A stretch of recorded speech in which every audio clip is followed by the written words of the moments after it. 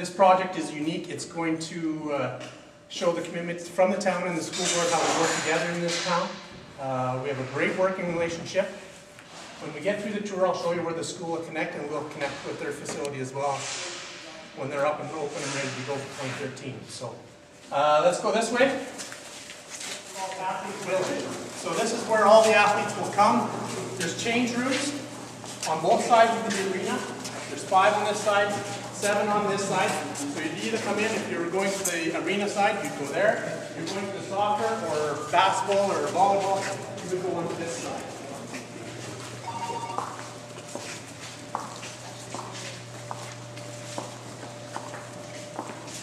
As we move through, you'll see the line around the bottom.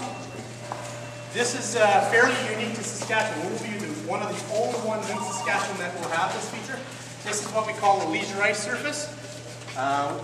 We saw them quite often in Alberta, where they just extend the ice. So the actual hockey will come and just curve just on the other side of those 3 beams. This space that we're in right now will be here for every little kid to enjoy public skating, learn to skate, anything like that, 24/7. When we're open, this will be open. Moms and newborns and young tots can come and skate whenever they want. It's great for birthday parties. Just really brings the whole community together.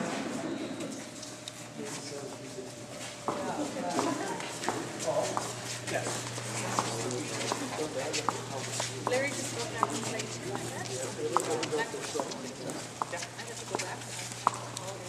So basically right now you're on the ice surface of the facility. The facility is built with the intentions that when we open the doors we'll have 1,300 seats. We'll have the capability of expanding to 2,000 seats with the intentions of attracting midget AAA, Junior A, or hockey here at some point in time. The ice plant itself in this facility is the Eco-Chill system from Simcoe. It's basically a heat recapture system. So the heat that we capture from making ice will go in and heat all of the water, all of the air. It's all in-floor heat. There's enough heat captured off that to school. So everything is done. There's usually with ice, when you clean the ice and whatnot, you have to go outside to dump the snow. This you don't. Our snow pit in the back has heat lines in it, so it'll melt the ice and the water will just go into our storm. Well, just one thing, just part of that heat recovery, one of the things we have to, we're the contractors, and you can see the beam line in there. We had to beef up this building to accommodate the middle school because of the fundraising. It starts with 2005, and of course at that time you don't know what the big overall plan is, so but we've been able to catch up as we go, and that's one of the things we had to do. Yeah, that's all part of the changes and whatnot that we've had to make. We had the intentions that we would use the gymnasium would act as the school's gymnasium during the day, and then in the evening hours it would come back to the town and we'd use it for that. So as we got going with the whole project, with the heat system, it all runs and it'll run over, it'll heat the school, it'll heat some of their water as well. Future planning, the ice plant is big enough. We left room on the north side of the building for a future arena. Right now we're growing so quick that our population is very planned. We will be, when we open this facility, we will be packed. I won't have any ice to sell to anybody. I will just with our own community, that's what we'll. And they've told us the puck drops right there, November 2nd. So be ready. And I hope there's ice there, right? Yeah, the puck's dropping. This is actually designed for imagination, so we could put this back another truck 70 boxes and the structure is over. So you could put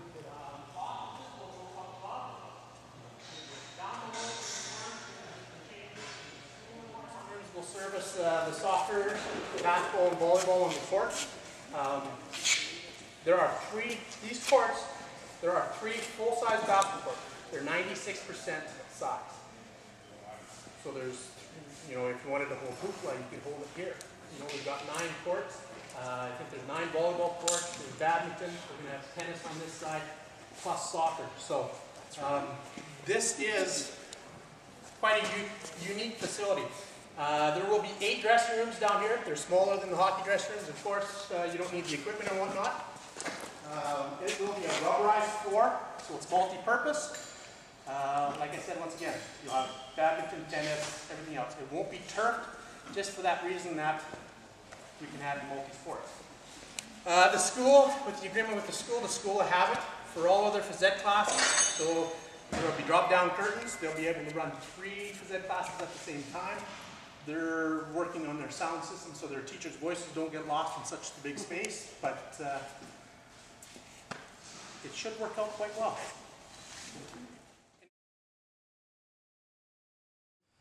I would also like to thank the council and our staff and our residents, business partners for being here to show our Premier just how much support and excitement we have for the Warman Sports and Cultural Village and also the upcoming middle year school.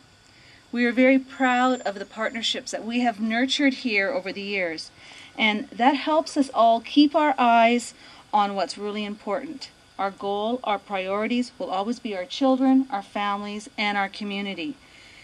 Someone said that dreams are journeys that take one far from familiar shores. That couldn't be truer of this project. As we have encountered some hurdles and some disappointments along the way, we have grown from them. And we've realized that we need to be more creative and a little bit more bolder. It's all coming together now, and I can't say how happy we are about that. I'm also happy to say that with the support of our community and the expertise of our administration and the help of our MLA and the province's contribution of the SIGI Recreation Pilot Program, an interest-free subsidy, Warman will be able to move closer to their goal of opening the Warman Sports and Cultural Village in the coming year. SIGI, that stands for Saskatchewan Infrastructure Growth Initiative. It's a real mouthful of words.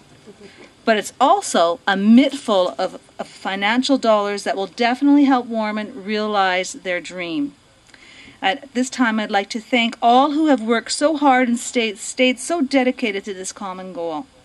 From this dedication, our children prosper, our community prospers, and then also our province prospers. What can be better than that? I would like to thank Premier Wall again for making the trek out to Warman, to our area. I'd like to thank you all for being here this morning, and I would like to open the mic to our Premier for a few words. Thank you. Thank you very much, Mayor Spence, and greetings to all of you who've joined us for this tour and the chance to talk a little bit about Warman and also about this particular project. There are a number of people to thank and acknowledge.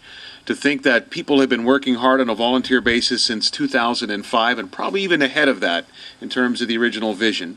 Working hard to raise money to lobby governments, 2 different governments, to work with their MLA to try to make this project a reality, and we know the level of determination and resolve that obviously exists in this particular community to get it done. And I just want to say on behalf of the province, thank you, Mayor Spence, and through you to the rest of the council, as well as all of the volunteers who continue to support the project to make it really at the vanguard of recreational developments right across the province. We also want to acknowledge the school board and had a chance to say hello again to Sam. There's others here as well. You know, the level of cooperation, the partnership between Warman and the school board here, the school district, is it's too unique. It's outstanding, but it's too unique because we need to see it happen right across the province. What we saw on the rink side and the sort of the community side is wonderful, certainly, and an example for the province. But what's happening on the other side, that last part we had to look at, Paul,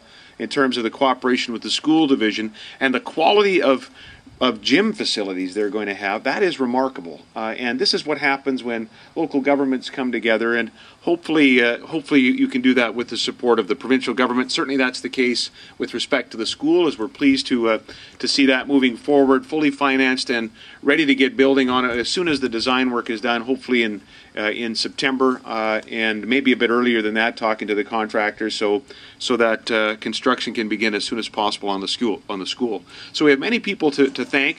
I also want to acknowledge the MLA, Nancy, a very close friend of mine. I've benefited now from a couple of Hepners from this area and their advice and their counsel. And Nancy has worked hard on constituency issues here in the Martensville constituency, very hard, to the point where there's been 60 million plus in investment from the province here, and 57 or so million of it in highways and in a number of other education and other capital projects. And on this particular project, we should acknowledge the previous administration who had come forward initially with some support, and I do that today.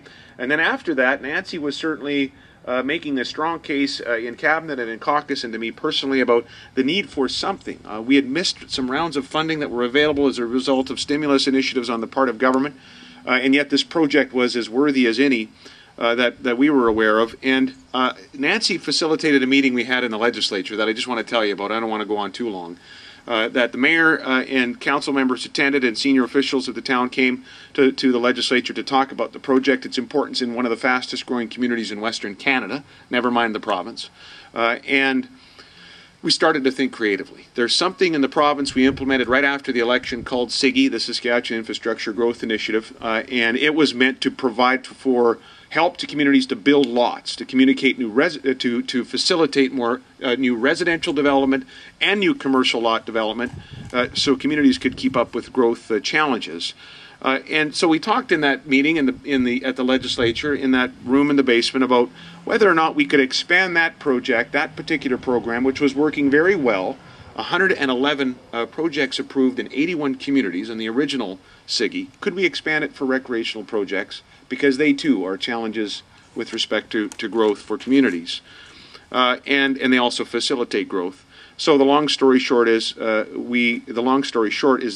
we in this last budget approved this pilot program. It's the SIGI recreational project. There are 4 others that have been approved under the project.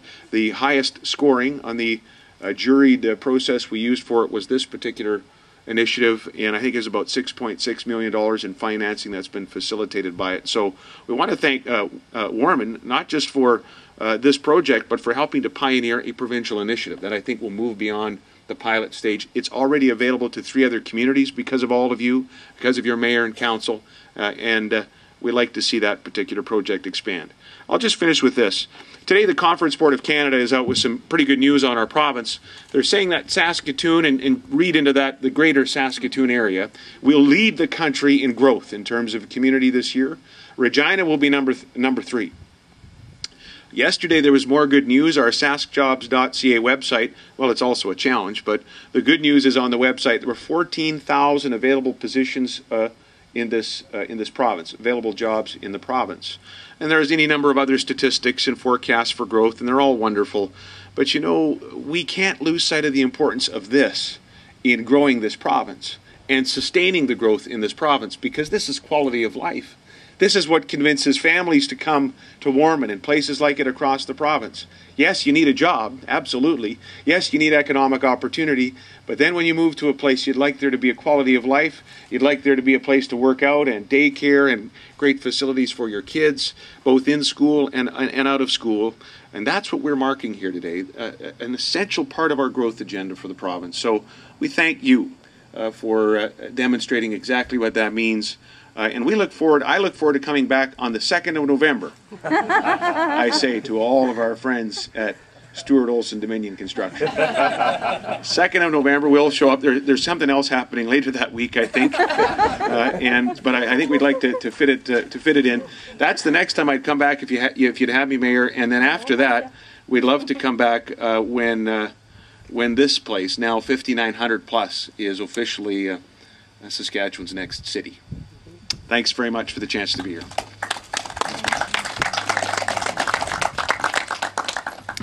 Thank you, Premier Wall. I think this will bring our official comments to a close, but Premier Wall is still here for a few more minutes, and he would love to chat with you. So thank you for being here today.